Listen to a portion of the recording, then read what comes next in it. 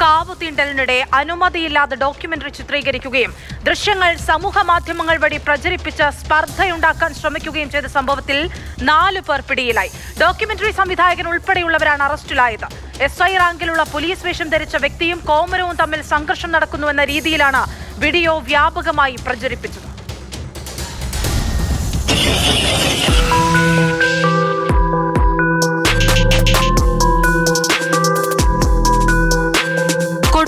ശ്രീകുരുമ്പക്കാവ് മീനഭരണി മഹോത്സവത്തോടനുബന്ധിച്ച് അശ്വതി കാവുതീണ്ടൽ ദിവസത്തെ തിരക്കിനിടയിൽ അനുമതിയില്ലാതെ ഡോക്യുമെന്ററി ചിത്രീകരിച്ചിരുന്നു.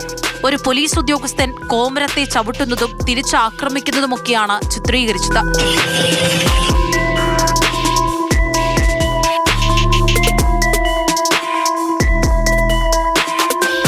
ഈ സംഭവം സമൂഹമാധ്യമങ്ങളിൽ പ്രചരിപ്പിച്ചു. മതസ്പർദ്ധയുണ്ടാക്കുന്ന തരത്തിൽ വ്യാപകമായി വ്യാഖ്യാനിക്കപ്പെടുകയും ചെയ്തതോടെ കൊടുങ്ങല്ലൂർ പോലീസ് അന്വേഷണം നടത്തി. അന്വേഷണത്തിനൊടുവിൽ പിടിയിലായത് സിനിമാ പ്രവർത്തകരും.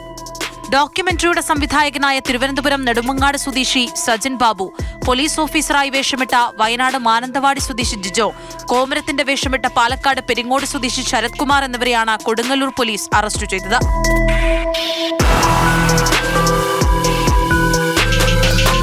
2026 ഭരണി മഹോത്സവത്തോടനുബന്ധിച്ച് ഡോക്യുമെന്ററി ചിത്രീകരണത്തിന് സജിൻ ബാബു അനുമതി തേടിയിരുന്നു. എന്നാൽ കോടതി ഉത്തരവ് നിലവിലുള്ളതിനാൽ ദേവസ്വം അനുമതി നിഷേധിച്ചു. ഇത് അവഗണിച്ചാണ് ഇയാൾ ചിത്രീകരണം നടത്തിയത്. ഡോക്യുമെന്ററിക്കായി ബോധപൂർവം ചിത്രീകരിച്ച ഒരു സിനിമാറ്റിക് രംഗമാണെന്ന് മനസ്സിലായിട്ടും അത് മറച്ചുവെച്ച് SI റാങ്കിലുള്ള പോലീസ് വേഷം ധരിച്ച വ്യക്തിയും കോമരവും തമ്മിൽ സംഘർഷം നടക്കുന്നു എന്ന തരത്തിൽ സമൂഹമാധ്യമങ്ങൾ വഴി പ്രചരിപ്പിച്ച് സാമൂഹ്യ സ്പർദ്ധയുണ്ടാക്കാൻ ശ്രമിച്ച സംഭവത്തിലാണ് കോഴിക്കോട് ചാലിയം സ്വദേശി ഷൈജുവിനെ അറസ്റ്റ് ചെയ്തത്. ഈ വീഡിയോകൾ ഷെയർ ചെയ്തവർക്കെതിരെയും കർശനമായ നിയമ നടപടികൾ സ്വീകരിക്കും.